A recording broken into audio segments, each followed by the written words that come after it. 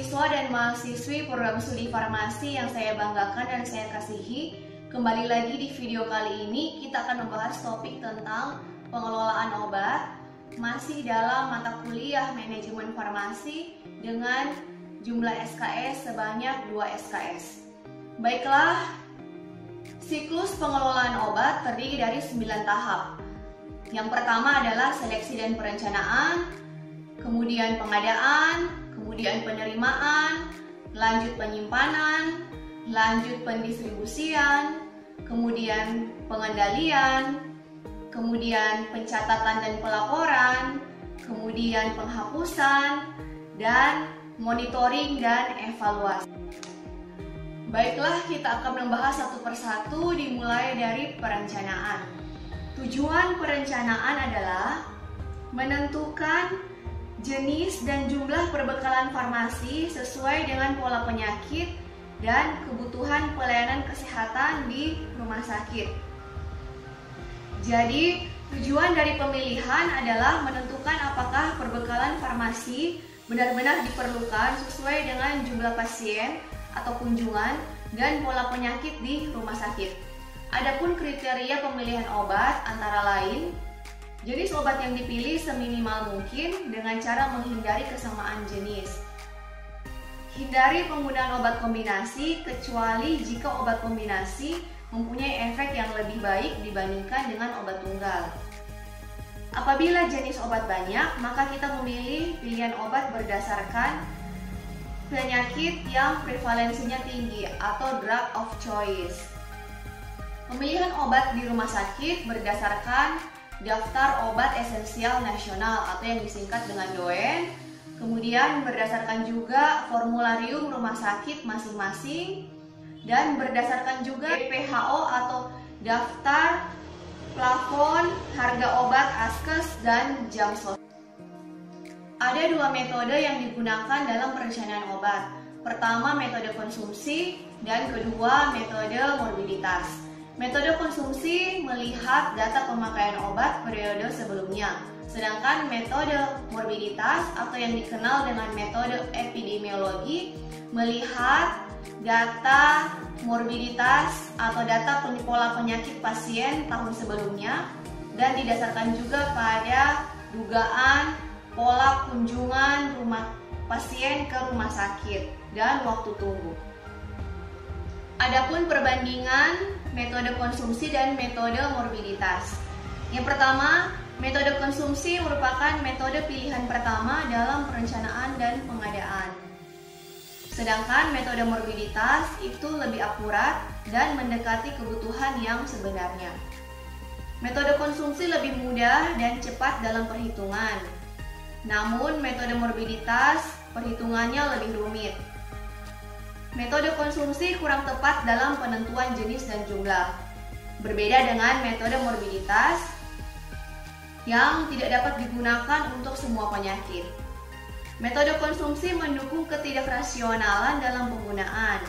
Sedangkan morbiditas, data-data yang diperlukan adalah jumlah kunjungan pasien, kemudian kita melihat 10 besar pola penyakit yang ada di tahun sebelumnya dan presentasi jumlah pasien anak dan pasien dewasa. Setelah perencanaan, kita masuk ke tahap pengadaan. Pengadaan adalah suatu kegiatan untuk merealisasikan kebutuhan obat berdasarkan dengan apa yang sudah direncanakan tadi. Nah, pengadaan itu terdiri dari 3. Bisa dilakukan dengan cara pembelian, kemudian sumbangan, hibah atau dropping, dan yang terakhir adalah produksi atau pembuatan sediaan obat sendiri.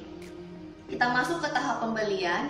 Pembelian adalah suatu proses yang dimana kita mengeluarkan sejumlah uang untuk membeli atau mengadakan kebutuhan obat yang kita perlukan.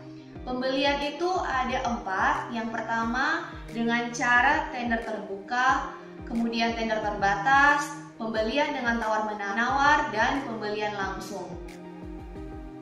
Masuk ke produksi atau pembuatan sediaan farmasi. Produksi adalah kegiatan membuat, mengemas kembali, menyediakan, merubah bentuk, sediaan farmasi steril maupun non-steril. Adapun kriteria perbekalan farmasi yang bisa diproduksi di rumah sakit adalah sediaan farmasi dengan formula khusus, sediaan farmasi dengan mutu sesuai standar dan harga yang lebih murah, sediaan farmasi yang memerlukan pengemasan kembali, sediaan farmasi yang memang tidak tersedia di pasaran, sediaan farmasi untuk penelitian, sediaan nutrisi parenteral, rekonstitusi sediaan perbekalan farmasi sitostatis, kemudian sediaan farmasi yang harus selalu dibuat baru. Sedangkan sumbangan atau hibah atau dropping bisa dilakukan sama seperti pembelian. Bisa juga kita menerima sumbangan dari pemerintah pusat maupun pemerintah daerah maupun dari pihak swasta yang nantinya akan dikelola bersama-sama dengan barang-barang yang sudah kita beli atau kita produksi sendiri.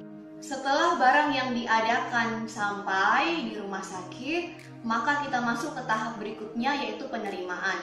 Tujuan penerimaan adalah mencocokkan antara barang yang datang dengan jumlah, jenis, dan spesifikasi barang yang dipesan. Penerimaan ini dilakukan oleh petugas yang diberi wewenang atau yang bertanggung jawab terhadap penerimaan barang. Kemudian setelah barang diterima, kita lanjut ke tahap penyimpanan. Tujuan dari penyimpanan adalah memelihara mutu sediaan farmasi, kemudian menghindari penggunaan oleh orang-orang yang tidak bertanggung jawab, kemudian menjaga ketersediaan obat, dan memudahkan pencarian dan pengawasan. Metode penyimpanan dapat dilakukan berdasarkan kelas terapi, bentuk persediaan, alfabetis, dan disesuaikan dengan FIFO dan FEVO. FIFO adalah first in first out, yaitu obat yang pertama kali masuk, itulah yang pertama kali dikeluarkan. Atau berdasarkan sistem FEVO, first expired, first out, yaitu obat yang pertama kali expired itu yang duluan dikeluarkan. Setelah semua perbekalan farmasi disimpan di dalam gudang di instalasi farmasi rumah sakit, maka kita masuk ke tahap selanjutnya, yaitu distribusi. Tujuan dari pendistribusian adalah untuk menyediakan obat-obat atau alkes di unit-unit pelayanan secara tepat waktu, tepat jenis, dan tepat jumlah. Ada beberapa metode pendistribusian yang biasa dilakukan di rumah sakit. Yang pertama yaitu resep perorangan atau individual prescribing, di mana pasien sendiri yang datang menebus obat dengan membawa resep menebus di instalasi farmasi rumah sakit. Kemudian metode yang kedua yaitu sistem persediaan lengkap di ruangan atau biasa kita kenal dengan sistem floor stock. Artinya farmasi setiap rutin mengirim atau menyetok obat di ruangan-ruangan seperti IGD atau ruangan rawat inap lainnya. Ada lemari khusus yang disediakan di ruangan-ruangan khususnya untuk obat-obat yang emergensi. Contohnya sediaan infus, suntikan, dan lain-lain sebagainya. Kemudian metode yang berikut adalah UDD atau Unit Dose Dispensing, artinya farmasis dan bekerja sama juga dengan perawat menyediakan obat berdasarkan kebutuhan atau aturan minum dari pasien khususnya di bangsal rawat inap. Misalnya pasien minum obat sesuai dengan aturan pakai di resep adalah 3 kali sehari. Jadi obat tersebut diantarkan saat pasien akan minum obat sesuai dengan jam minum obat. Kemudian metode yang terakhir adalah ODD atau One Daily Dose, yang dimana artinya adalah persediaan atau obat diantarkan per hari di ruang rawat inap pasien. Jadi tidak ada obat yang terbuang.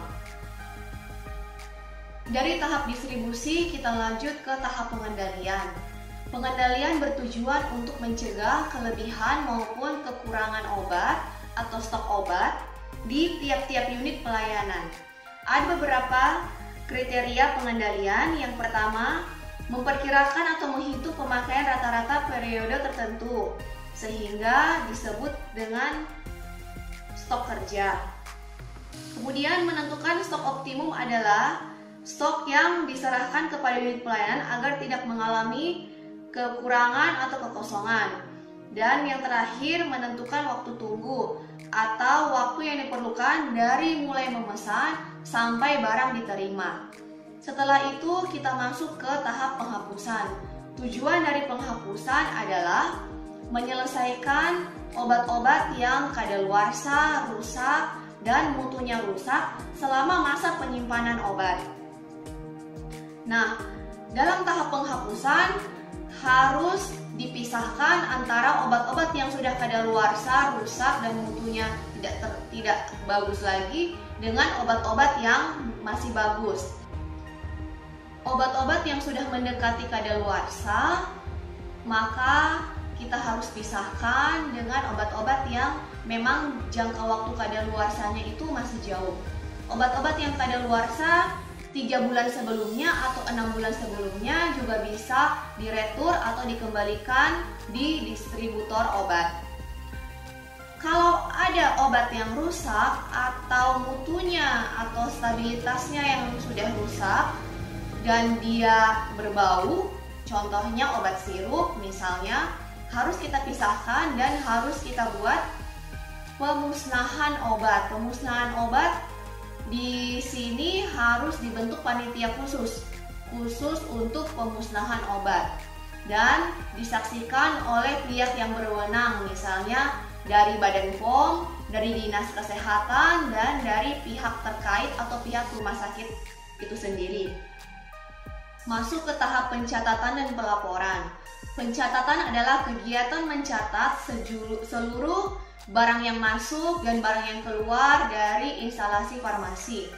Pencatatan biasanya dilakukan menggunakan kartu stok. Kartu stok itu fungsinya untuk mencatat barang yang masuk dan barang yang keluar, dan apabila rumah sakit tersebut sudah menggunakan sistem komputerisasi, maka itu sudah lebih bagus karena kita hanya menyesuaikan apa yang ada di komputer dengan kartu stok yang berada di gudang.